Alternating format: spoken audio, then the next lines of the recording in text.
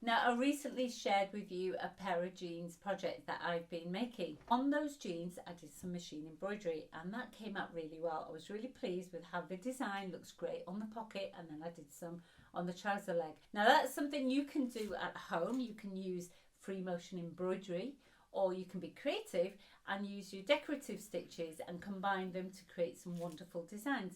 I have a special embroidery machine, and that embroidery machine I can input some designs on there and create some wonderful things for friends and family.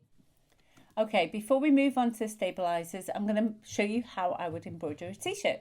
So make sure you mark a hairline cross exactly where your embroidery wants to sit, and I've chosen a large hoop here for this project and a tearaway fusible stabilizer. So that's the iron-on. That's the shiny side up because that's going to stick to the fabric, and just cut the size that you need. Now, the first thing I'm going to do is insert the hoop. I'm going to make sure the t-shirt sits nice and flat, and I'm going to make sure that the hairline cross is flush with the hoop. And then insert the stabilizer. So shiny side up, insert that in. Make sure the t-shirt doesn't move around too much, and just make sure it's all squared. Then I can insert the top hoop and stabilize all of these together, so the two layers of fabric nice and flush and tight in the t-shirt, in the hoop. So now I'm just going to put some clips on so that all of the fabric is out the way, and I just down to one single layer of the t-shirt. Now when you select your thread, make sure that you pop a net on them because it can get quite slippery and get tangled in your machine. So then I've chosen a nice little doll design for my t-shirt, which I'm embroidering here, and it'll take a few minutes to stitch out.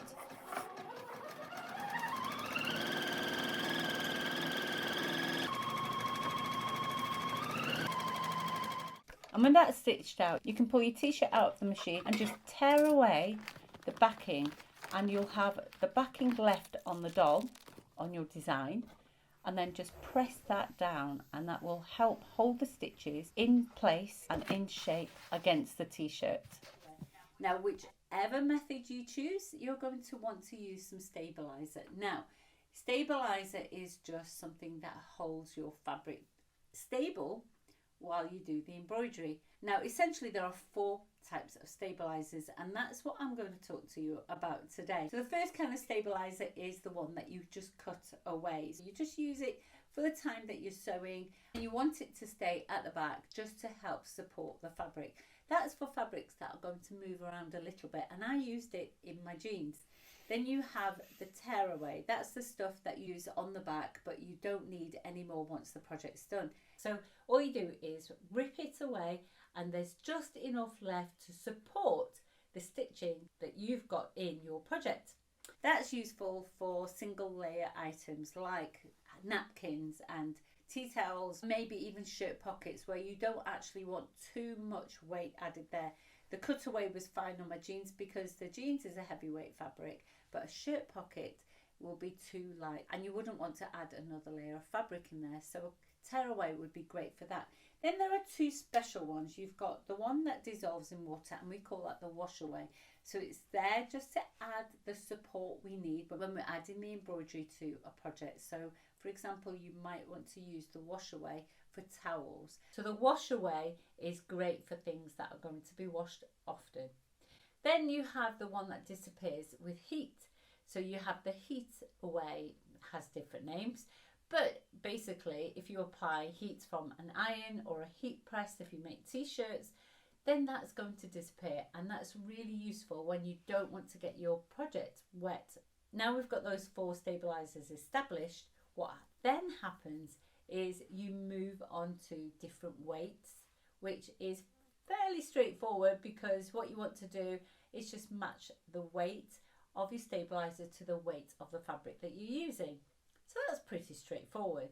But then you also get iron-on or non-iron-on, which is also known as fusible or non-fusible.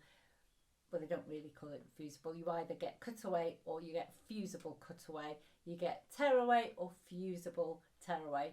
Now with the wash away you don't have an iron-on, and the heat away you don't have an iron-on. You just have those in different weights. So just match them to the kind of fabric you're using. But the other thing is, if you're going to stitch out a really dense design, so something that's got lots of stitches in there, you want to make sure that you're using a heavier stabiliser to support those stitches. Now, it's all the rage to have secret messages or monograms embroidered onto veils and wedding dresses. So if that's something you're thinking about doing, then again, you want to think about getting a cutaway. Now, I've used a very light mesh fabric, so it's a no-show mesh. And that means that I can't see the cutaway on the back of the fabric because it's hidden, and it allows my design to show up better. And because it's sort of a lace design, what that means is I've not lost the integrity of the design as it floats around and you dance around and you enjoy your wedding. Now, the fusible cutaway I've used on this blanket, and the reason I've used a fusible cutaway on this blanket is because of the design is quite big. This is a really stretchy fabric. Now, the next one is a tearaway. So for example, on this tea towel, I don't really want anything on the back. I want this to be able to be crumpled and moved around, and I want to be able to wipe my hands or my dishes with this tea towel. So I don't really want to have a stabiliser on the back. Now, on this design, I've also chosen to use a tearaway because this is, again, a t-shirt that's not really going to be moving around a lot. And because this design is so structured and there's a lot of threads in there, this design won't change very much. Unlike the letters will look distorted, they'll move around, and then, you know, you're sort of squinting to read it. This one, because of the number of threads in there, it will look fine. So it's helped. So because of that, I can have a tearaway, which means I haven't got anything on the back, and it will be even softer against the skin.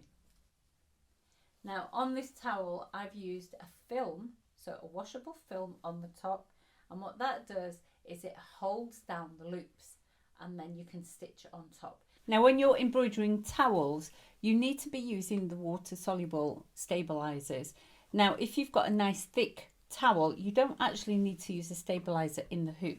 But for this towel, which is a little bit flimsier, a bit thinner, I'm going to use the water-soluble stabiliser in the hoop itself, like that.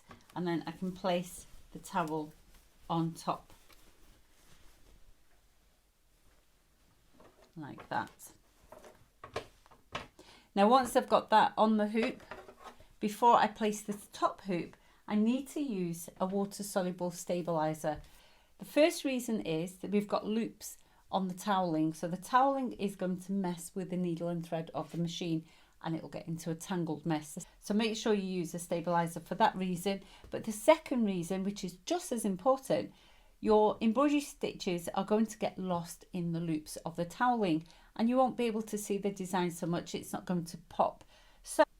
So let's use this water-soluble film. I'm going to cut off a piece there, and we're going to just place that on top just before I put the hoop in. So sandwich your towel in between the water-solubles.